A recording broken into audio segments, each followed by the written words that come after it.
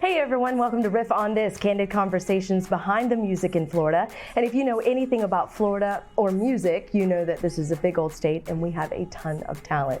But we're here for all of the amazing stories and all the juicy details behind those stories flowing through all the genres in the Sunshine State. I'm your host, Samara Kokinas, taking a break from the weather to catch a musical vibe with you.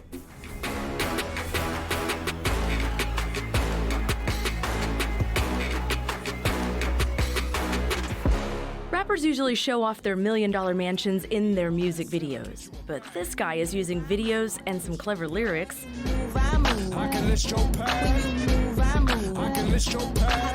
to show off and sell other people's homes. I wanna rock right now. The real estate rock star came to get down. I'm not internationally known, but I'm known to help buy and sell homes. Cause I find lenders, I got buyers, I got listings that stay on fire. I find interest rates so loaded, ain't no way you can't get in that home and buy it. And he's rising to social media fame doing it. So is he a rapper or is he a realtor? Well, he's both. Do it, baby. Do it, baby. Alright, stop what you're doing. I'm about to put you in a brand new house, the roof's new too. I look funny, but yo, I'll say your money. See, yo, world, I hope you're ready for me, pound for pound. I'm the freshest agent in town, and the price you pay go down when I come around. I'm all about giving those who needed my help, so just let me introduce myself. My name is Shawn. I bet you wonder where I'm from, the city of Orlando where the summers are long. I can get you in a house with a big ass lawn, surrounded by friends for your kid and your dog. I stay on call, y'all, always ready for more. I don't care about your credit, I can fix the score, but I ain't showing any homes until you get a pre-approval letter. Then we'll peel the wheels and get it poppin'. I'll start writing mad offers, negotiating till I get you what you're wanting. Long as you remember houses are going fast, I'ma work real hard for that. Come on. Finance, it's your chance to own a home. Joining me today, I'm so excited. I have the real rapping realtor, Shawn Romano. Thank you so much for joining me, Shawn. Thank you for having me. I really appreciate it. This, you know, when I you sent me a video of your account on Instagram, and I have to say I was entertained and surprised and super inquisitive as to what exactly made you do everything you do with rapping and real estate, and we're going to get into all of that in just a moment. But I want people to know first and foremost who you are, where you're from, and how you got your start in music. Okay. Well, my name is Shawn Romano, as you said, originally from the Virginia, D.C. area, or the DMV as we call it. I moved down here, I would say, about 18 years ago now. So you're Floridian now. Now I'm an official Florida boy for sure. Mm-hmm. No intentions of moving back up north ever anytime soon. Winter and me, we're not friends. But yeah, I got into music at an early age through my best friend's older brother. He kind of was the one who taught me how to rhyme and how to catch, because before you catch the pattern, you don't really know what you're doing. And once you catch the pattern, then it's from there on, it's just creativity and wherever your brain takes you. But I would say I was around 12 to 14 when I first started rhyming. And eventually it just got more and more serious. I moved out to Kentucky and really that's a real rapping state. I mean, at the time, Nappy Roots were blowing up. Okay. And my best friend's older brother had moved out there, and he was doing something on GarageBand.com at the time. It was on USA TV. Mm-hmm. They were bringing people in it was the first time internet and TV kind of came together as one. And I saw what was going on, and I was like, I got to come out there. And that's where I really started learning how to do it. Was anybody in your family musically inclined? No. Or just kind of come out of, what did your parents say when you said, I'm going to be a rapper? That's the crazy part, is the one thing I will definitely give my parents credit for is no matter the crazy dream I had, they gave me full support. They were very supportive of it. They didn't shut it down like, oh, you need to go to college, or I had skipped college. I went straight into sales and trying to make my music happen. And they've always been very, very supportive. But no one in my family was in the music industry or a musician in any way, shape, or form. My dad picked up guitar way later in life. Nice. So he was inspired by your musical journey, so to speak, and decided to pick up a guitar. Yeah, I think so. And we were supposed to do a collaboration at some point. It never came to fruition yet, but there's still time. We're calling your dad out right now on the show. Yeah. We've got to make this happen. We have to make this happen. Gotta get some of those guitar riffs. The problem is he's just learning other people's riffs. He hasn't yet to create his own. But then once that happens. Give it some time. Give it some time. So, you said you went to Kentucky, GarageBand.com, and then, so how did you eventually, because you actually have a background, despite what people may think. They may think that you're just joking around in your videos when you're rapping, but you're actually doing your own lyrics. When did you get into that part, and when did it get serious for you? Because you did have a career, so to speak, as a rapper. It's definitely not a gimmick for me. I take a lot of pride and passion in music and the craft. It's hip hop. That's just what it is. It's either in you or it's not. It's not something you can pretend. But I would say when I was out in Kentucky and I started really learning how to record, mix, and master myself, I was already writing. When I was out there, I discovered how to get digital distribution through a company called Orchard, which is now under Sony. And once we started putting out our own albums, that's when it really got serious for me. I had full access to get my music out to people through all the MP3 streaming sites, Napster, Amazon, Rhapsody, Spotify. Spotify wasn't there yet, but it came along. But that's when it got serious for me, was when I actually had a platform to put it out there, not just handing out CDs. Who were you working with at that point? It was a label called Backwood Records at the time. It was my best friend's older brother's label. There was just like 15 of us younger kids out there trying to make it. There was a group, couple solo artists. I was, as usual, the only white guy. And at the time, now it's the game has changed. And but at that time, we were few and far between. That's pretty much where it all started to really become not just a dream or something I love to do, but like a potential opportunity to make money and have a career. And you went on to actually work with some really good, amazing people in hip hop, and you got to perform with them, right? Yeah, I opened up for several different people. Unpaid too. It wasn't situations where I was having to pay. It was just good networking. But exposure. Afro Man, Jedi Mind Tricks, Beat Nuts, Killer Priest. I opened up for Shorty Low in Miami. Coolio. But that was towards the end of his career.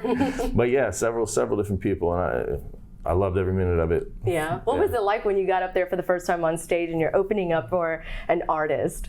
Inside, I think it's always butterflies, and it's like I have to show and prove right now. I have to make sure that these people leave here knowing my name, or I have to give them something to talk about when they leave. Mm-hmm. So it's always pressure. But after that first, 4 bars comes out, it's like you're on a wave and you're not stopping until it hits the sand. Nice.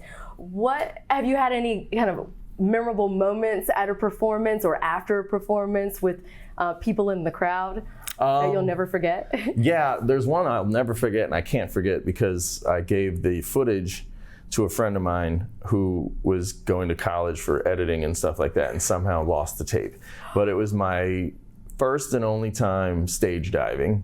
That was amazing. When you think about it and you're about to jump out into that crowd, especially when you're not like some huge artist, you're right. you're just locally known. There's no guarantee for a catch there. Yeah. So, but the first time I did it, I jumped and I turned backwards and I was just like, I hope they got me.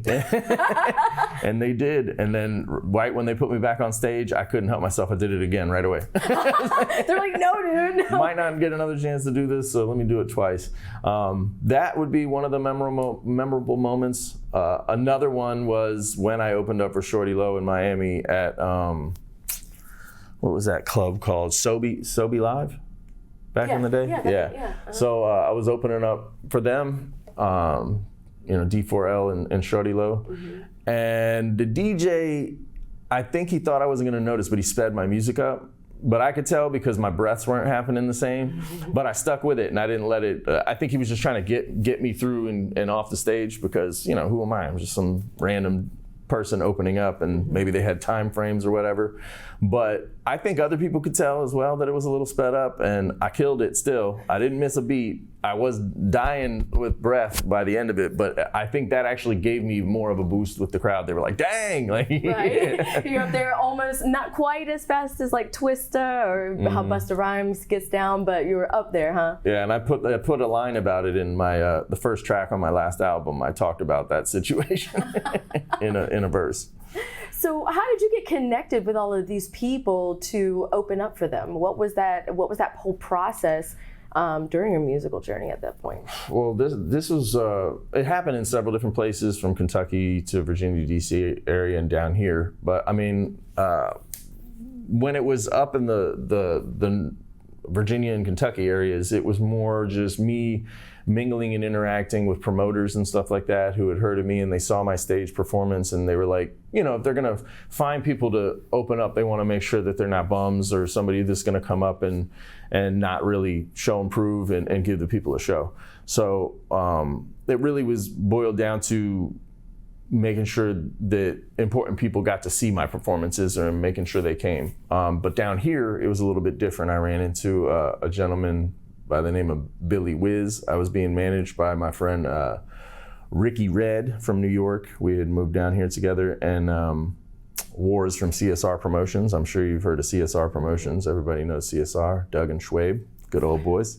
But yeah, we ran into Billy Wiz at some point in time, and that he showed an interest, and I think he thought I could be the next Eminem in his mind, and he somehow had connections everywhere. Like, he knew everyone. He knew all the artists. He was taking them to their shows, helping them get their hotels. It was almost like a road manager is what he was. And he used those connections to start filtering my music to people and getting me in different places, different rooms that could get us in situations like that. Yeah. So how many albums did you actually make overall? Ones that you can actually go and download or go stream, I would say it was 5 of them. And then when you talk about just records, there was several mixtapes and stuff, things that never really went online. They were passed out or they were on datpiff.com and stuff like that. But yeah, 5 albums that you can find. You can iTunes and Amazon Music. What's the? If you look at. Was your name Shawn, or no, what was your stage name? I mean, come on, we have to dig deep here, and I want to hear this name because. Stage name was Southpaw. Where did that come from? I'm a huge Rocky fan, and I'm a lefty, and I didn't have any sanctioned fights, but I was good with my hands, and. Got you. But when you would Google Southpaw, you'd get a whole ton of different people who were named Southpaw. And Billy, when he came along, he was like, and he's Haitian, but he was like, we're gonna call you Southpaw da Don. Your name is Southpaw da Don now. And I was like, I hated it because I always had to spell it out, say Southpaw, D-A-D-O-N, not T-H-E, not T-H-A. I had to spell it out, but it served its purpose. And then I started showing up on the first 10 pages that would come up rather than, having to filter through and find me. Right. So Southpaw da Don. He's just like, I'm going to deem you the Don today, or da Don today, right? Where was that moment in music where you realized things just aren't kind of working for you at this point? It was like 2014, I think, was when I really kind of turned my back on music for a while and started thinking about what am I going to do? Because, I came up in that strange period between passing your CDs outside of shows and trying to get your name out that way by, handing your CD to somebody, and the internet era, right? So when you get caught up in that era, there's people who came out right when I was stopping, and then they blew because they were just in that beginning stage. But when you come in and you're kind of in between them, you're an old head, but you're also a young head when it comes to technology. Yeah. So it wasn't that I had a bad taste in my mouth for it or like, oh, this isn't going to work. It was just like, I need a career as well. And so around 2014, that's when I kind of started doing other things and getting into sales. And then once I did establish something that I felt like I'm really good at this and I'm going to keep going in this direction, then eventually I kind of came back to it. There was a good 5-year period, no lyrics, no writing, no recording. I had to relearn a lot of stuff. So you just kind of took like a mental break from it all, and so you got into real estate. And what drove you to that? Because I mean, that's completely different. I know it's in sales, but real estate is its own beast, so to speak. I mean, there's good, there's bad. When you're good, you're great. And when it's down, it's like a dumpster fire. Oh yeah. I mean, it's getting there right now. It's the market is a little crazy right now. If you're not somebody who's been in the industry for a while, you may be on your way out. Me, I'm a lifer now, but the way that it happened was I was doing door-to-door ADT home security sales. And I was working for a friend that had called me back to the Virginia, D.C. area. He saw something in me, and it was at a time where I needed a transition. I wanted to get out of the service industry, and I wanted to figure out what my new path was. And he kind of called right at the right time. And I ended up in Virginia training to do this ADT stuff and open an office down here and start recruiting my own agents and growing his company in another state. During that process, I met another gentleman, good friend of mine, David Moore. He runs a home security, he's a authorized dealer for ADT home security. And he saw one of my flyers in one of his neighborhoods, and he was like, oh, this kid's stepping on my turf. So then he called my number. He asked to meet me. We sat down, had a couple drinks, and I realized... No, I'm kidding. Just a little rap battle in between, we exchanged some words. Yeah. Had a couple drinks, and he was like, you could be making double what you're making. Like, your boss is keeping the majority of it. And I was like, oh, really? So what happened was I started working with him, and the other guy found out, and he got me blackballed, kind of, because apparently I didn't know this because he was a friend of mine, but he had slid like an NDA or a non-compete in my paperwork, and I didn't really know. I was just signing stuff and being like, okay, I'm going to do this with you. Well, he got me blackballed from the industry to where I was having to kind of work under the table with this guy because technically I'm not allowed to jump his ship and go to another ship. Gotcha. And in that transition, I was like, what am I going to do? This is, I can't live like this where it's, iffy. Am I going to get kicked out of this scenario and then take steps backwards? Because it's something I've never done in life. I don't take steps backwards. I always try to move forward. And I was talking to my grandmother about it, and she was a real estate agent for a long time. And she was like, you should be a realtor. You got the gift of gab. You can do this. And she was like, matter of fact, I'll even pay for the school. It was like $300, or $350. But at the time, I was like, yeah, I'll take that. And that's how it all started. And then once I got in, I never looked back because I love real estate. Do you? So with real estate, at what point did you say, I'm going to start incorporating a rap into a video geared around real estate? Because you have over 18,000 followers on Instagram, and on your YouTube videos, some of them have soared to be on 10,000 views. Yeah. So what was it about music and real estate that made you want to combine the two? It wasn't necessarily something about you that made me want to combine the two. I think the one thing I always said to myself is I don't want to be a suit. I don't want to be at a cubicle. I have to always be on the go. So, and I want to do what I love for a living, because like my dad always said, if you love what you do for a living, you're never going to work a day in your life. So, so I just wanted to, number one, enjoy what I was doing more and bring in something I love into something that I'm learning to love, and then create some new thing. And also I did it because I wanted to set myself apart. There's so many realtors out there, giving you the podcasts and the information on like interest rates and how this works and step-by-step this and step-by-step that. I show and prove once the time starts, to start working for my clients. I don't feel like I'll give out some information, but a lot of mine, I'm giving it out in the lyrics. now. You know, I'm not just rapping. I'm actually teaching some stuff inside of my lyrics. But it's a way to, you know, if there's 100 people wearing a suit talking into a microphone, you know, and all doing the same thing, I don't want to be in that category. I want to be the guy over here that they're like, but have you seen this? You know, because when you separate yourself like that, you have a better chance of finding your tribe of people. Mm-hmm. You know, Definitely. And that was what my goal was. I wanted to find my kind of people. Right. So when you're making these lyrics, mm-hmm. what is your whole process from the time where you say, hey, I'm going to do this song, and then I'm going to sit down and write these lyrics, and then I'm going to shoot a video, and then, I mean, what is that whole process like? And to kind of take me through it, how do you select your next video song? So if anybody goes on your page, they can see you've done a plethora of them. I mean, they're very creative. So tell me a little bit about that process a little more.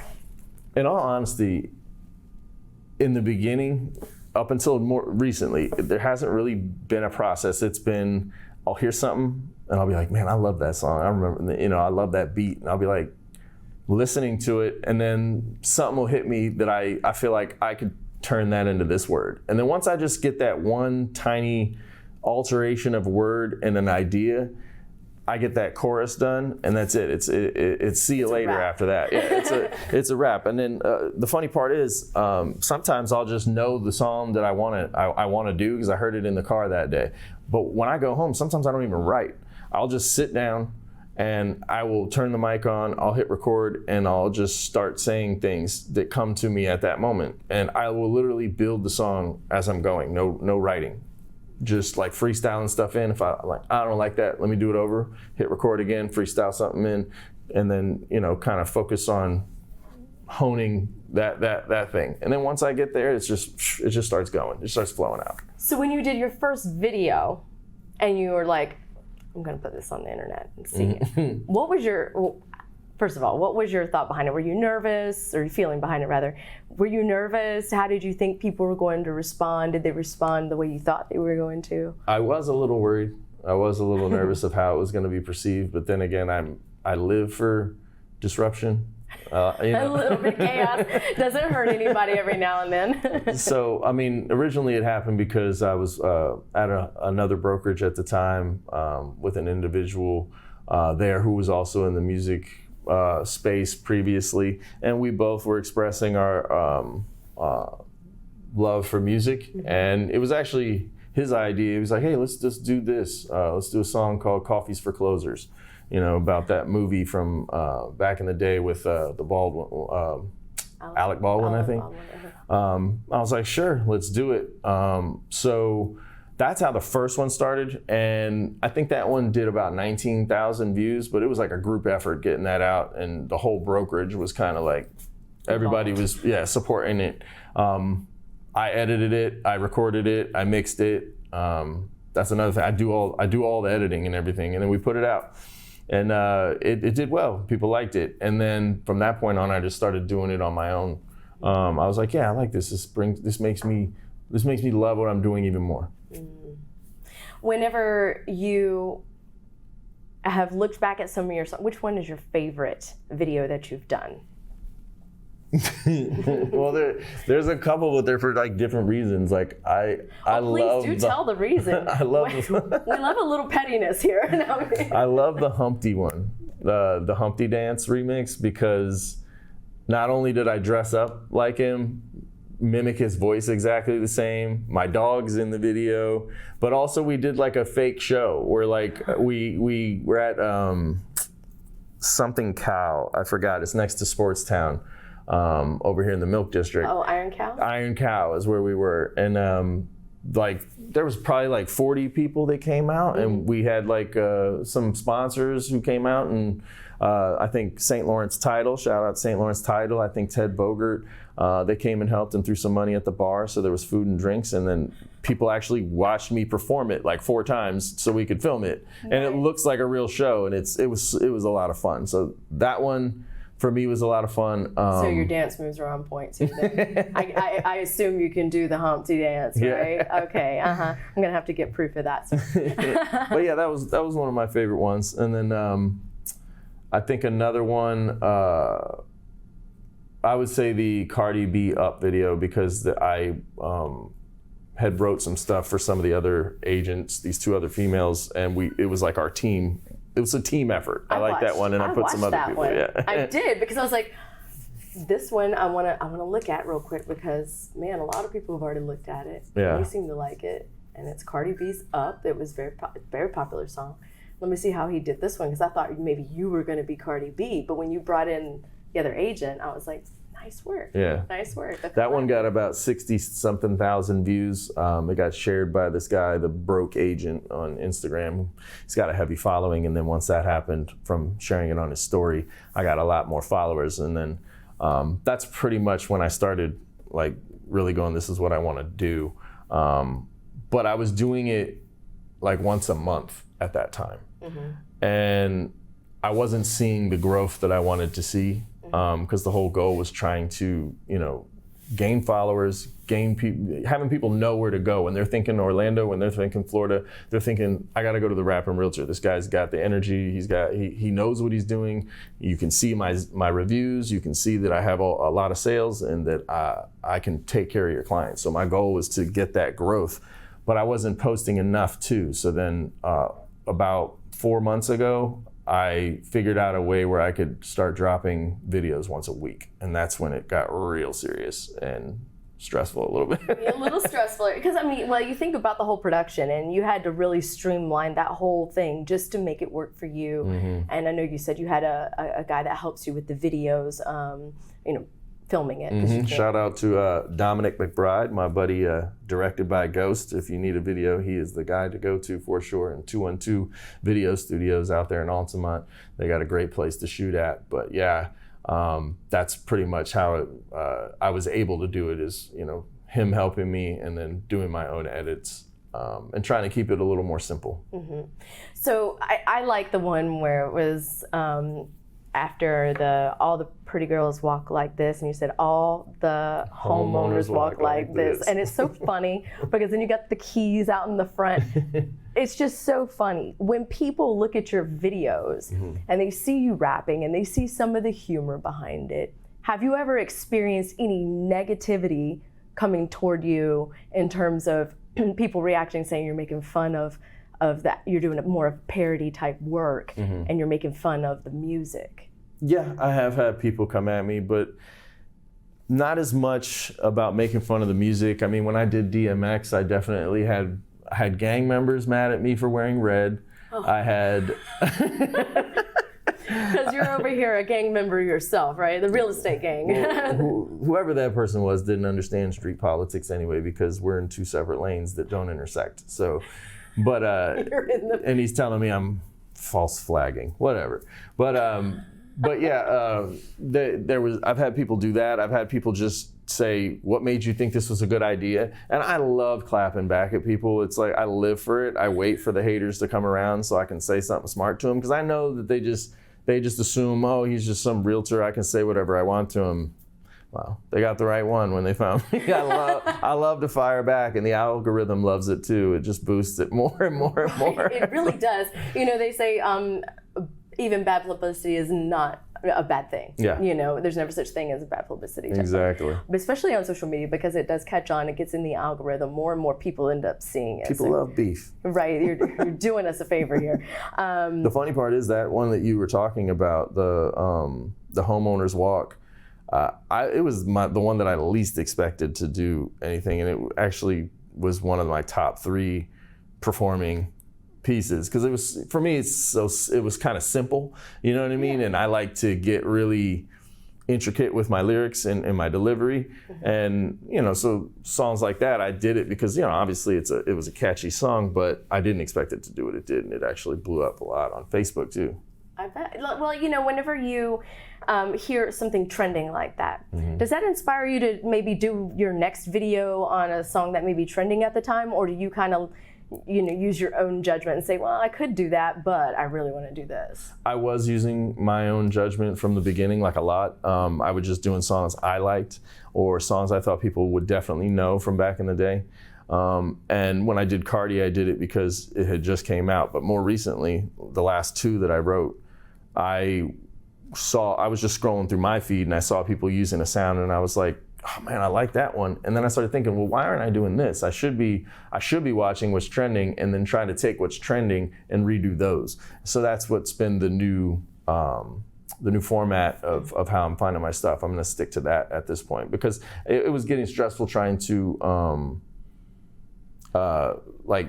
think of what I should do next. And this will help me not have to think of that. I can just go into the feed, check out trending, and change those. I want to try to keep it majority hip hop, but I do some soul and R&B and stuff too. Oh, okay. So there's a little and rock.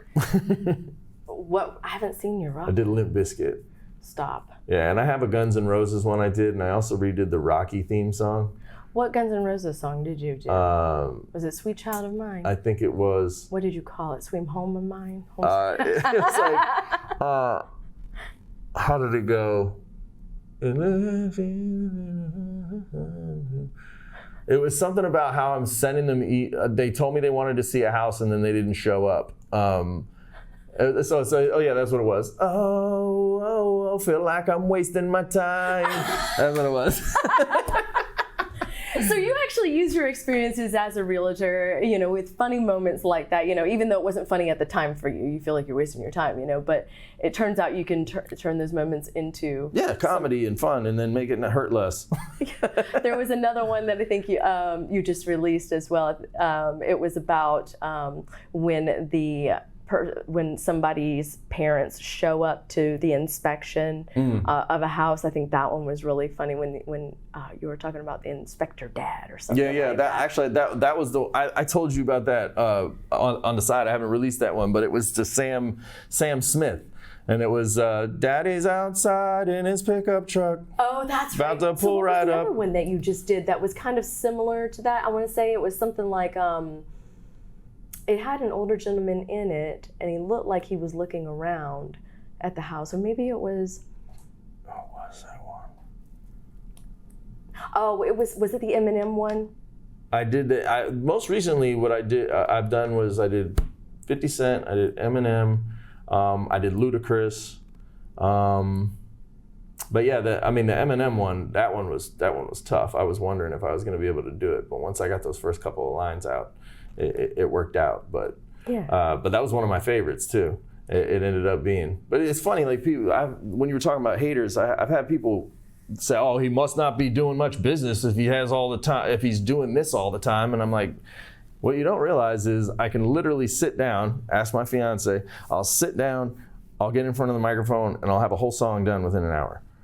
But you make it part of your business too. Yeah. That's part of your job. It's my marketing. Exactly. It's to sell yourself, to sell your capability as a real estate agent. Mm-hmm. I have to do that on a daily basis here at News 6, whether it's for the podcast or if it's for weather. Yep. So I'm constantly trying to make content. And I think a lot more people, professionals especially, are going in that route. How can I sell myself on social media? Because you are your business. Exactly. I have a class to teach this week to some new agents, and that's what the whole class is about. It's how to create a consistent image online.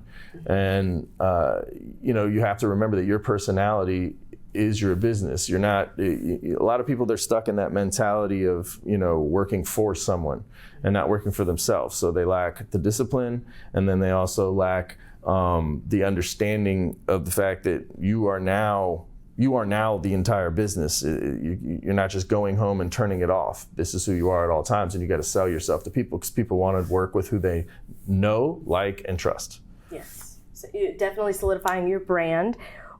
Social media, definitely has different impacts, negative and positive, but I think yours has definitely been rising, and I know that are you working on other things, a way to change it up to kind of, or are you keeping your posts every Tuesday for now? For now, I'm keeping it every Tuesday, but I'm also I've been recording myself making the songs now. I was like, why haven't I been doing this? I've done so many songs, and I didn't record the process. I think it's because I didn't like my studio. It doesn't look like this beautiful area that we're in right now. It's actually in my living room currently. So that was one of the reasons. But I said, you know what, who cares? the more you make yourself vulnerable and open, the more people will trust you, and people want to work with people who they trust. So I started saying, you know what, who cares? So I started filming those, and I'm gonna start putting those out, like the actual process, and try to, if I have time, fast forward, and then you can hear me actually chopping it up and figuring out the words, and then boom, here's the final product. And then maybe putting some behind the scenes stuff out. I was going to say more of a behind the scenes. People really love that. Yeah. There's a whole hashtag dedicated as BTS. I mean, hello. If people didn't love that, they wouldn't love what we're doing right now, because they wouldn't have known that you actually had a career in music, and that has kind of melded into who you are as a realtor. Exactly. Now. So, where can people find you online? If you are on Instagram, you can find me at Shawn, and that's SHAWN. A lot of people like to do the SEAN, but Shawn Sells FLA. Sorry, so Shawn SELLS FLA. That's Instagram. On Facebook, you can just type in Shawn Michael Romano. TikTok, I'm Shawn Sells FLA as well as Twitter. And YouTube, if you just go to youtube.com/RealtorTV. I claimed that name. Right. I saw it was available. This is yours. So give us a little something to look forward to. What are you working on? If you care to share, or maybe don't expose all the details just yet, but what are you working on that people can look forward to seeing on your page coming up soon? I have a collaboration with a gentleman in San Francisco coming out to Bruno Mars and B.O.B.'s Nothing on You. I did a new CeeLo Green song recently, as well as the Little Boo Thang song. But I think the one thing that is going to shock people is when I become the first realtor to diss another realtor on wax. And why are we doing this? Because I'm like, wait a minute, there's realtor beef now? Well, I'm a firm believer that when it comes to hip hop, it's a competition. It's always a competition, and everybody has to feel like they're the best. And currently, there's someone I believe is sitting in my throne. And it's not because he's better, it's just more because somehow, on a fluke accident, he blew up, and, good for him. But in the hip hop world, just because you're rapping about real estate doesn't mean this isn't still hip hop. And in the hip hop world, you have to defend your throne. And I'm coming for it. So that's just, I'll leave it at that. The real rap? Yeah, exactly why. That was my little first slight shade. And when this Tupac Hit 'Em Up remix comes out, everybody will understand exactly what I'm talking about. Well, I'm looking forward to seeing more of your videos, and definitely to seeing this moment, even a little drama. Never hurt anybody. Got to keep it interesting, keep people on their toes. Yeah, it's all in fun. It's all in good hate. fun, all smiles, and hopefully you both benefit from it and get even more potential clients that you definitely, of course, take care of professionally when it comes to buying a home here in Central Florida. So thank you so much for spending some time sharing your history and sharing everything about who you are in real estate. I really appreciate you coming. Thank you for having me. I truly appreciate you putting a spotlight on it. It means the world to me. So the pleasure is all mine. Well, definitely, and we'll look forward to seeing you more on your page and getting a few laughs. And now we'll have another episode of Rip on This coming to you soon. Stay locked in tight.